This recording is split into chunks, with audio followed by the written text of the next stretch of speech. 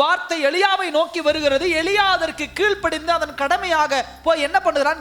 Cherith ஆற்றங்கரையிலே ஒளிந்து கொள்ளுகிறான், மறைத்துக் கொள்ளுகிறான் தன்னை. இதை எப்படி நம்ம ஏற்றுக்கொள்ள முடியும்? ஆண்டவர் யாரு? சில நேரங்கள்ல சில காரியங்களை தைரியமா செய்யறோம். தைரியமா செஞ்சுட்டு ஒரு வார்த்தை சொல்லுவோம். என்ன சொல்லுவோம்? என் ஆண்டவர் எல்லாவற்றையும் பார்த்துக் கொள்ளுவார், என் ஆண்டவர் எல்லாவற்றையும் சரி செய்வார், என் ஆண்டவர் அதை செய்வார், என் ஆண்டவர் இதை செய்வார். கடனை தைரியமா வாங்கிட்டு என் ஆண்டவர் என்னை கட்ட வைப்பார். தெரிஞ்சு அவங்கள தவறா பேசிட்டு ஒரு வார்த்தை சொல்லுவோம், ஆண்டவர் அவர்களை தண்டிப்பார். ஆண்டவர் என்ன சொல்றாரு? ஒளிந்து கொண்டிரு, போய் ஒளிஞ்சிட்டு இருப்பாங்கிறார். ஏன் ஆண்டவர் அப்படி சொல்லணும்? சர்வ வல்லமை உள்ள தெய்வம், மகா கணம் பொருந்திய ஒரு தெய்வம், அவருடைய அதிகாரத்திற்கு உட்பட்டதான் எல்லாமே. ஒரே நிமிடத்தில் எல்லாவற்றையும் அழித்து போடலாம். ஏன் போய் ஒளித்து கொண்டிருன்னு ஆண்டவர் சொல்றார்? அதுக்கு ஒரே ஒரு அர்த்தம் என்னவென்று சொன்னால், அது தேவனுடைய வார்த்தை. அதற்கு மீறி பேசுவதில் சில நேரங்கள்ல சில விஷயங்கள்ல ஆண்டவர் அமைதியா இருந்தா அமைதியா இருக்கணும். சில விஷயங்களுக்கு போகாதன்னா போகாம இருக்கணும். சில விஷயங்களை செய்யாதன்னா செய்யாம இருக்கணும். அதை விட்டுட்டு என் ஆண்டவர் எல்லாவற்றையும் செய்வார், என் ஆண்டவர் அதை செய்வார், என் ஆண்டவர் இதை செய்வார் என்று ஏதோ ஒரு வார்த்தைகளை கேட்டு பிரசங்கத்தை கேட்டுவிட்டு போய் என்ன பண்ணிடக்கூடாது? தவறான காரியத்தில் போய் விழுந்துட விடக்கூடாது. ரெஸ்பான்சிபிலிட்டி உண்டு, தேவ வார்த்தைக்கு உண்டான கடமை உண்டு.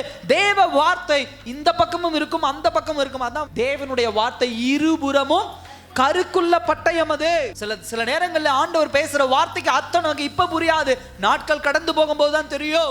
இதே இஸ்ரவேல் ஜனங்கள் தேவனுடைய வார்த்தைக்கு கீழ்ப்படியாமல் தேவனுடைய வார்த்தைக்கு எதிராக இருந்ததுனாலதான் மிகப்பெரிய ஒரு நியாய தீர்ப்பை, ஒரு ஜட்ஜ்மெண்ட் ஆண்டவர் கொண்டு வருகிறார்.